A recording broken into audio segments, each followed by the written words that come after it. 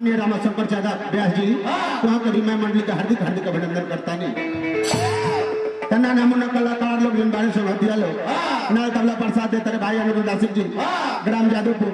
थाना दरियापुर जिला छपरा सारण बिहार।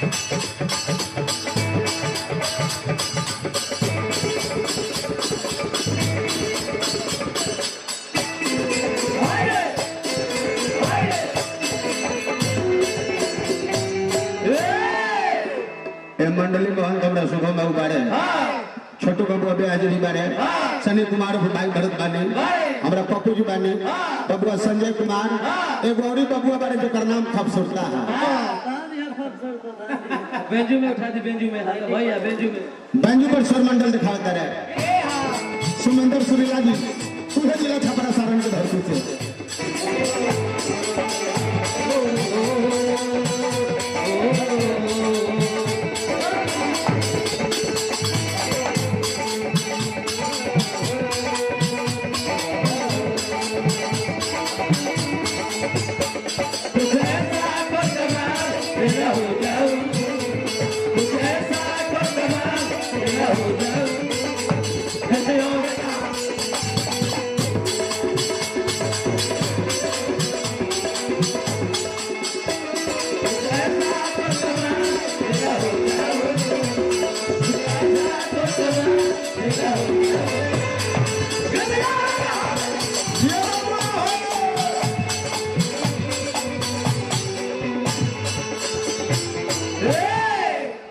माने हमने का पूजा समिति कमेटी समिति मैं गार्जियन को कोटि कोटि प्रणाम नमस्कार करता नहीं। जय हो बाबा महेंद्र जय हो बाबा पातलेश्वर जय जय हो गुरु चंद्रेश्वर जी ब्याज।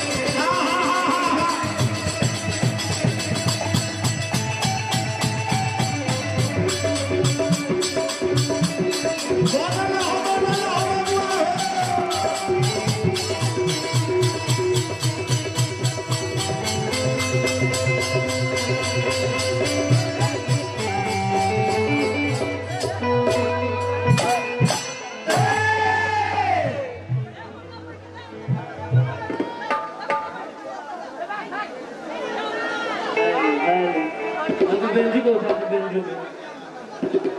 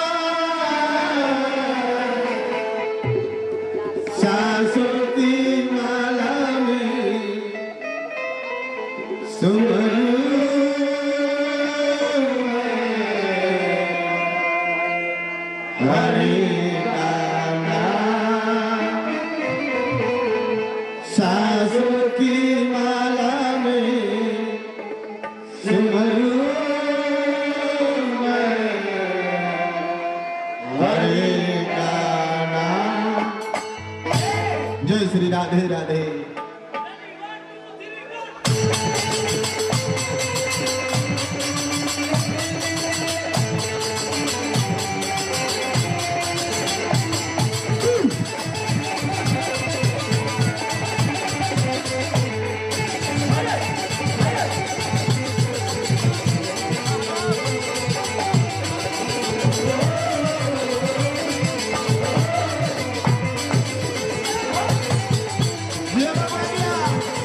हरे राम हरे राम हरे राम हरे राम हरे कृष्ण हरे कृष्ण हरे राम हरे राम हरे राम हरे राम हरे कृष्ण हरे कृष्ण हरे राम हरे राम हरे राम हरे राम हरे कृष्ण हरे कृष्ण हरे कृष्ण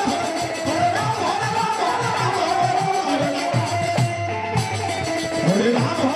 राम हरे राम हरे राम हरे राम हरे कृष्ण हरे कृष्ण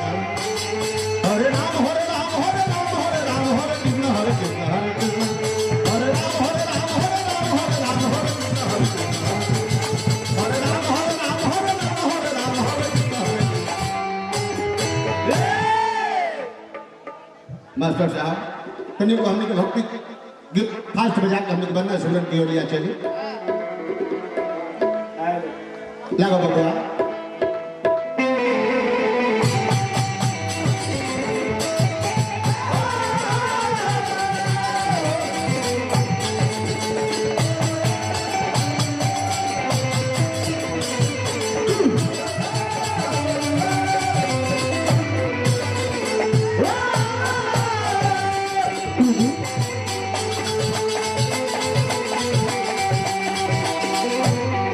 सब पढ़ना भैया ये मुलिया धरे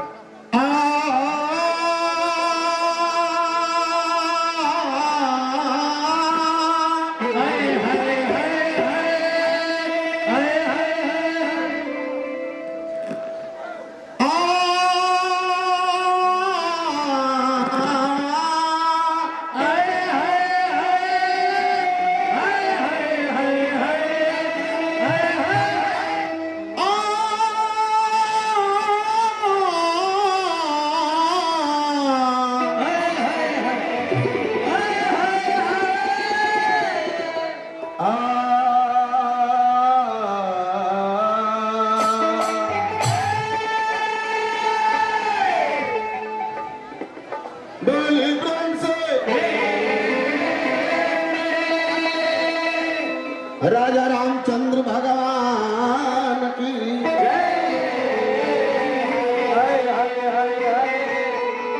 प्रेम से एक बार बोल दे भैया लोग आज के समय याद सुकती भवानी मैया की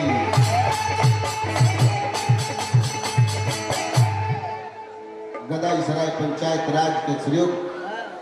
संक्रमण मुखिया भावी उम्मीदवार भाई हिंदीलाल पसमानी मान्य हमारा हिंदीलाल पसमानी हजारों रुपया पुरस्कार दिया हार्दिक हार्दिक स्वागत अभिनंदन वंदन करें पुराना सीमा से मदारपुर हमरा पवन बाबू 100 रुपया पुरस्कार दिए हार्दिक हार्दिक स्वागत अभिनंदन वंदन करता नहीं मालिक से अधिक और राजा बनकर राज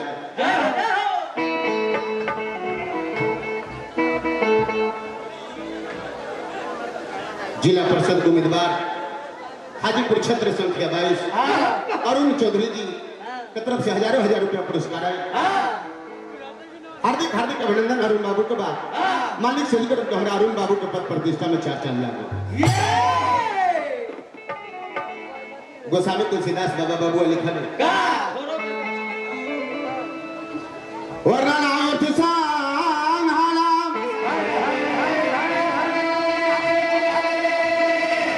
रसायन नाम छंद सांग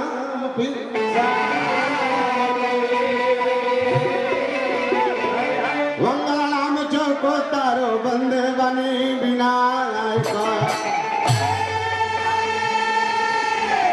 गौर करे हुए गोस्वामी तुलसीदास बाबा और दर्शनी सिया राम में सब जग जानी प्रभु प्रणाम जोड़ी जो उहे गोस्वामी तुलसीदास बाबा और दर्शनी जहाँ सुमति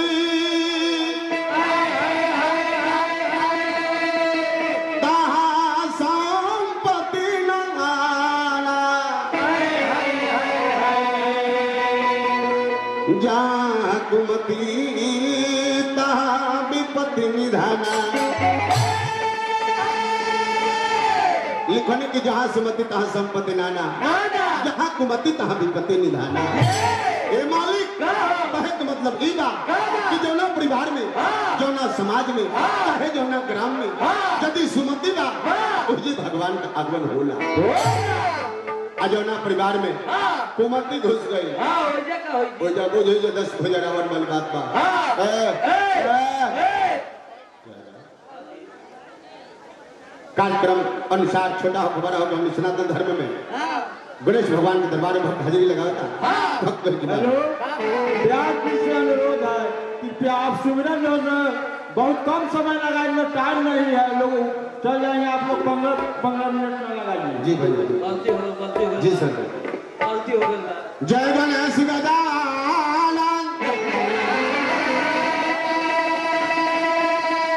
गणपति गिर जाना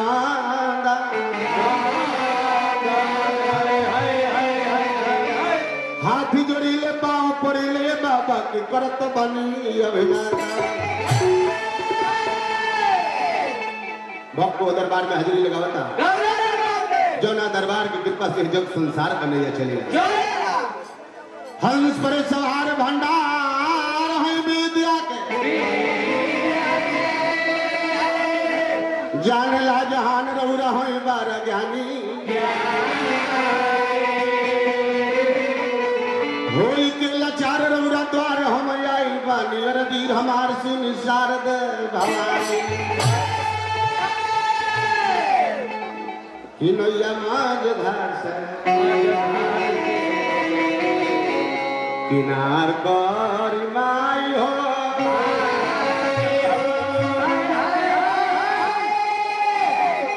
टूटल पतवार एगो बहे पाली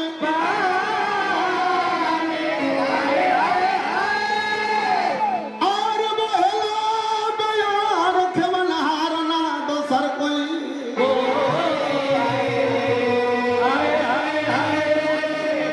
नैया मजधार से किनार पर लास्ट में हमने के हनुमान जी के दरबार में बोल रहा है कि श्री गुरु चरणा सरोज निज मन मुकुर सुधार बरनौर भुवर विमल जस जो दायक गौर करी मालिक यह सुरन है यह वंदना बा यह स्तुति बा यह गुहार बा यह पुकार बा ओरिजिनल वंदना सुरन यदि बारे यही बा यदि हमने का वंदना सुरन में कुछ गाइले कुछ बजाइले 3000 लोगों के मुंह में लिखा भाई 2 रुपए कमाए खाती साक्षा है बबुआ एक बच्चा अच्छा जी संगीत कमाल के मैं सरदा के दरबार में भक्त हाजिरी लगाया था बड़ी सुंदर पुरान हिंदी सॉन्ग लगा लैया लगल बबुआ एगो लोई लागल का बाबा बुआ कि अगर दो दिलों की मुलाकात होगी अगर दो दिलों की मुलाकात होगी मुलाकात होगी जुबा चुप रहेगी मगर बात होगी ये लोग तो सारे लोग भक्त दरबार में हाजिरी लगाता मैया बिना वाली को मनाओ तो गुहार करता पुकार करता बोले माँ हे बिना वाली माई सुमिरन में आई बिना वाली माई सुमिरन में आई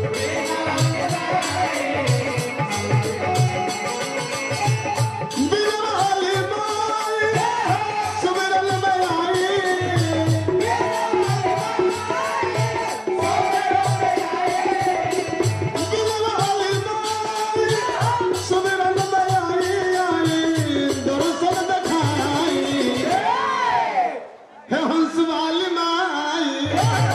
सुमिरन में आई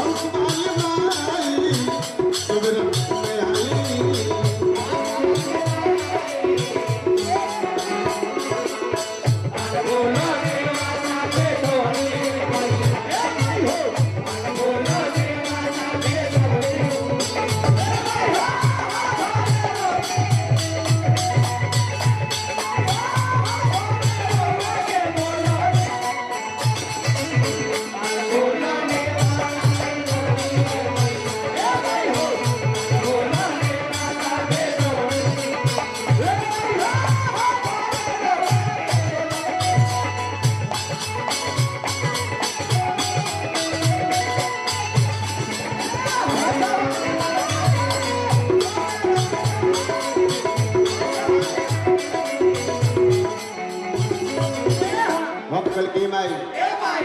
हमने का सुन ले बानी की जबले रानी कृपा ना होई माई पेड़ के पत्ते तक ना हिले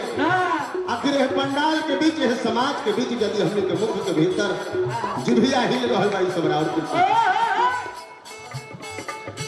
बिना रउरा कृपा के एगो दिल को न डोलेला बिना रउरा कृपा के एगो दिल को न डोलेला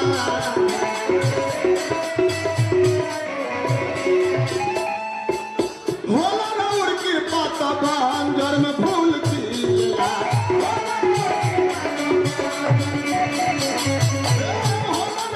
भांगर में फूल खिला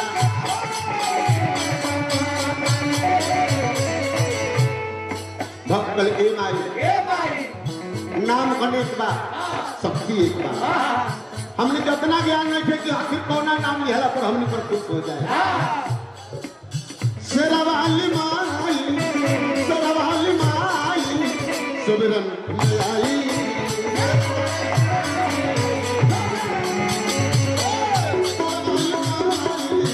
सुमिरन में आई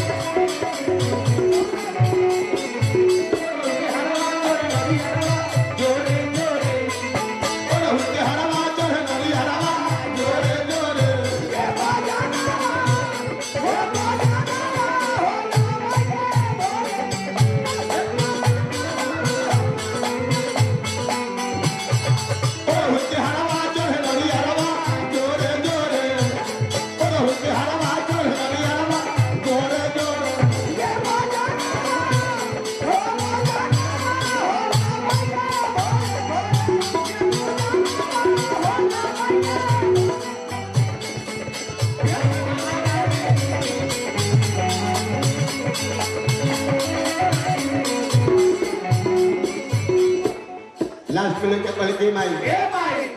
हमने कहा यो सुन लेना कि जब रावण कृपा हो जाला तो हीरो से जीरो हो जाला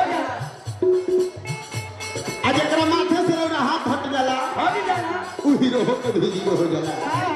ना बाबू भक्तल के मां हंस के सवार माई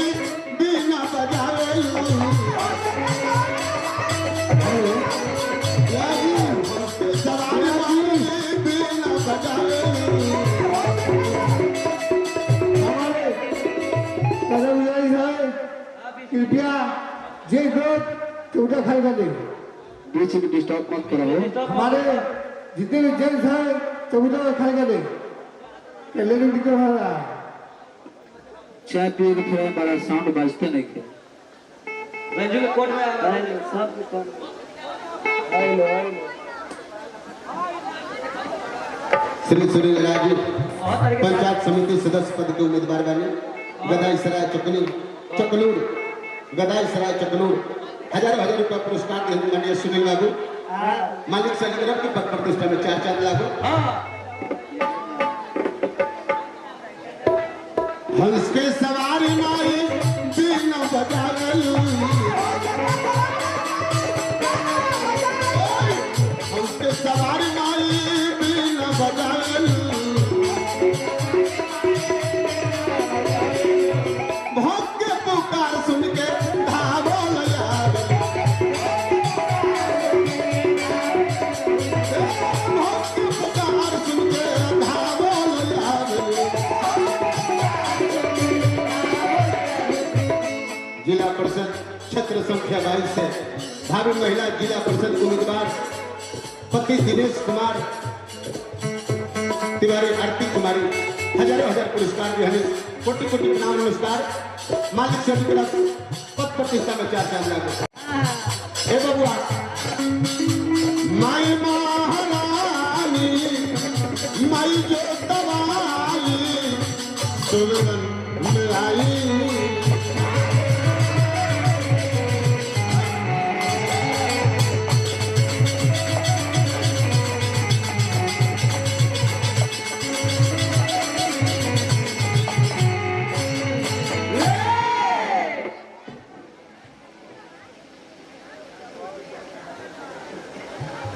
ग्राम पंचायत गदाई सराय मुखिया का उम्मीदवार श्री वीरेंद्र चौधरी उर्फ बीना चौधरी हजार रुपये पुरस्कार दिए हैं। हार्दिक स्वागत अभिनंदन बंदन करब मालिक से तरफ के हार रहे राजा बन के राज कर जान तनिका में शंकर बाबू ऐसा एक घड़ी के युग जमाना हो गई बड़े सुब्रन वंदना का देवता घर अछूता घर एक घड़ी ज्यादा देर वंदना सुब्रन में लेता नहीं छोड़ दे तू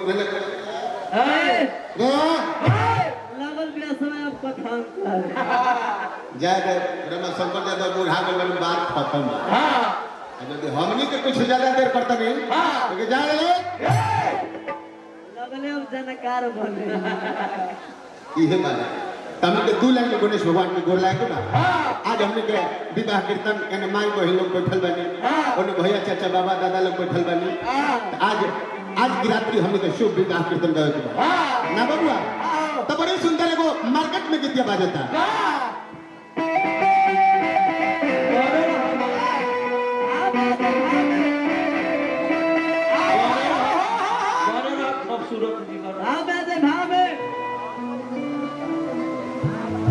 लोहिया लागल बबुआ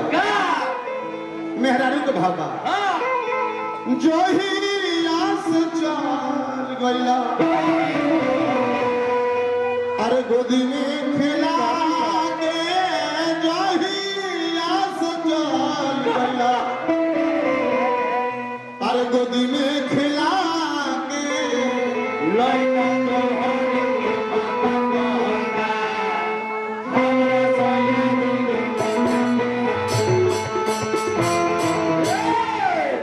धन्यवाद देता नहीं कलाकार के जो गीत के गबले बने अब उनका धन्यवाद देता नहीं तो कवि के जो गीत के लिखले बने जहिया से गोल बड़ा गोदी में खेला के लड़का तोहरे के पापा कहता हमारा सैया जी के चाचा कहता मान ली चाचा जी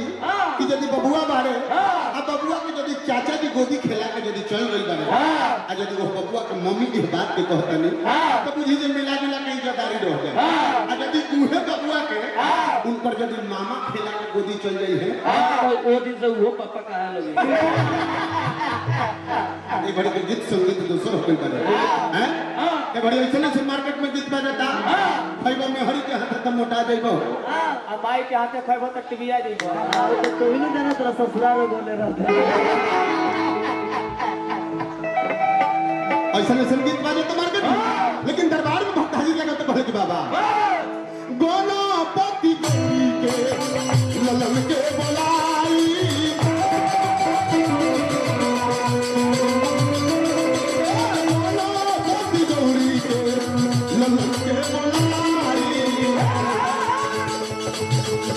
इंदिरा में आ जाइतो हो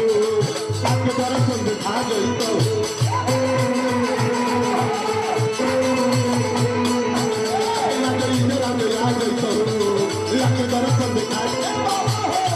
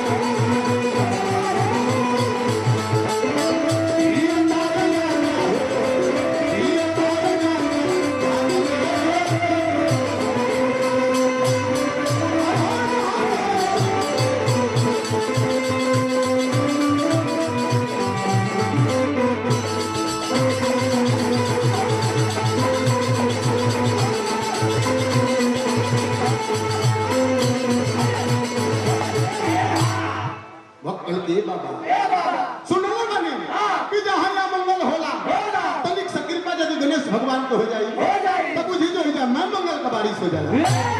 मंगल के दाता रौरा बिघन हरैया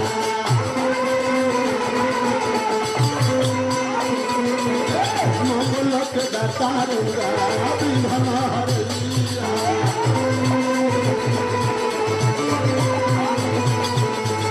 बाबा हो मार करो भगवत नैया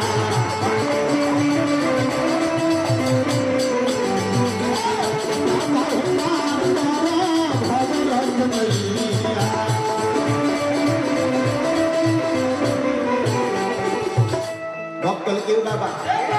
अकेले जने आई मैं परिवार के साथ में आई और 24 घंटा अखंड कीर्तन के पार लगैले बानी वही तरह आज हमनी के दुगलवो के पार लगा रिधि सिद्धि सुहाला ललन के बोलाई रिधि सिद्धि सुहाला ललन के बोलाई आज गदा सरा में आ जाइतो हो आके लगिया बचा जाइतो हो गदा सरा में आ जाइतो हो आके लगिया बचा जाइतो हो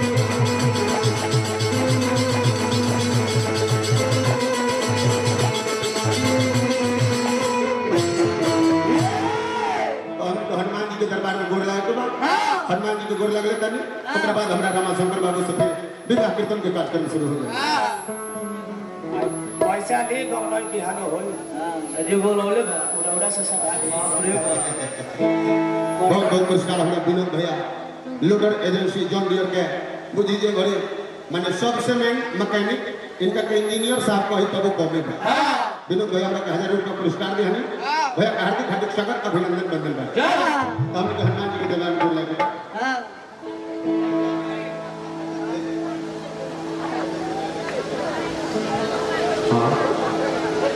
ना हनुमान जी के दरबार बड़ी सुंदर को भरत शर्मा जी के ले लाए जिनका भोजपुरिया सम्राट कहल गई है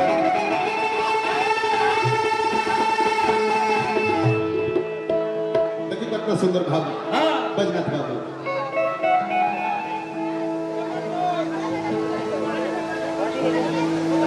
आप शांति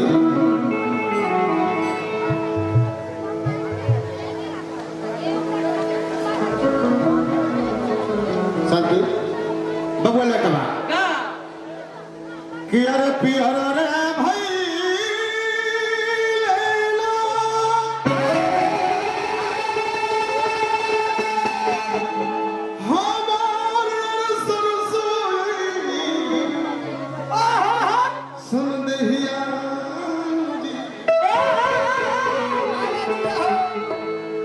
हर पियर रे भाई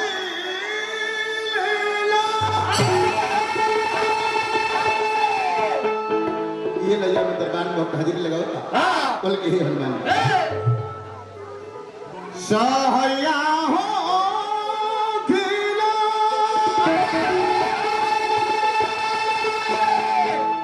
ए मैया रे अंजलि ललनवान जी सहया हो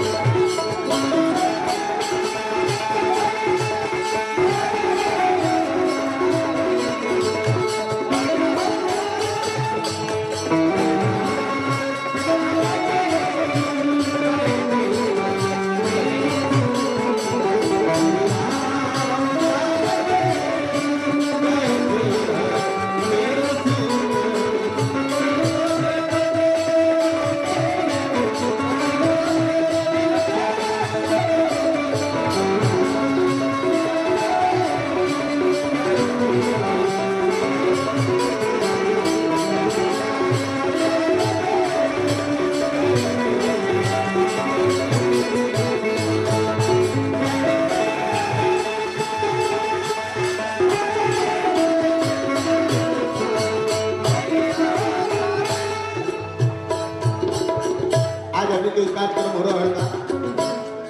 मौजूद प्रोग्राम अष्ट सिद्धि निधि के दाता असबर बिहनी जल की माता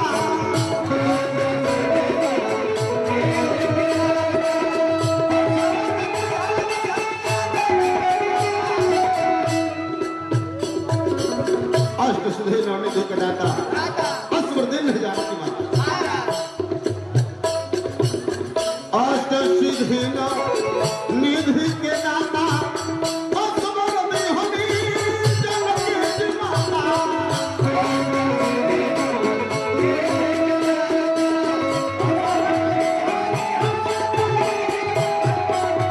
भक्त के हनुमान हमको कलाकार को तो बजाना है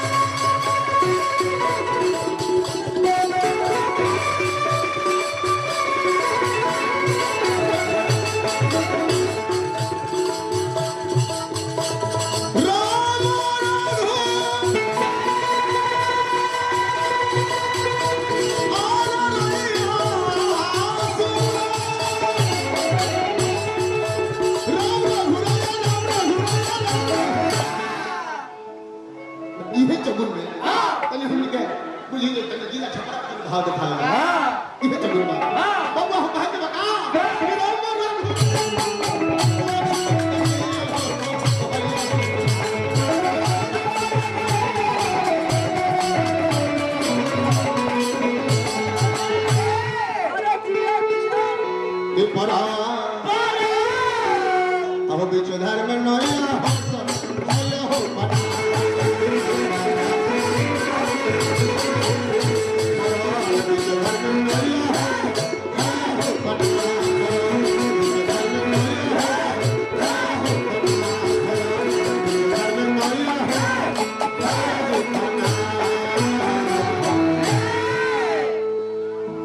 हमने क्या बोलोगे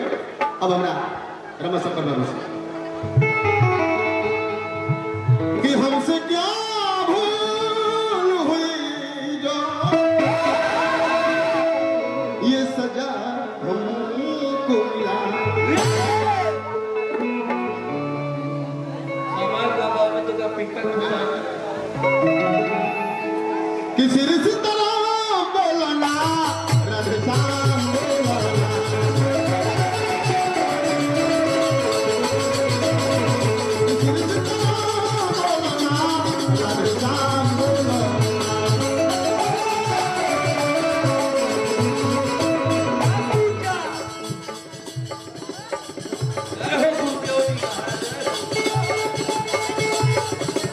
मनोकामना हनुमान मंदिर यादव चौक लगनदेव बाबा गौतम स्थान रिविलगंज जिला छपरा सारण बिहार बाबा के कोटि कोटि प्रणाम नमस्कार हार्दिक हार्दिक अभिनंदन नमस्कार नमस्कार किसी सीताराम बोलना राधे श्याम बोलना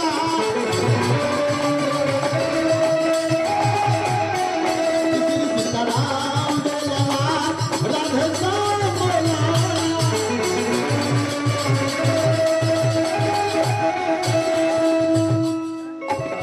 माने हमने के सैदपुर पंचायत के भावी मुखिया उम्मीदवार पूरे से पहले जा भावी मुखिया उम्मीदवार हमारा माननीय राजेंद्र बाबू हजारों रुपये पुरस्कार दिए हैं कोटि कोटि प्रणाम नमस्कार मालिक से अधिक राजेंद्र बाबू को पद प्रतिष्ठा में चार कर किसी रिश्ता बोलना राधे श्याम बोलना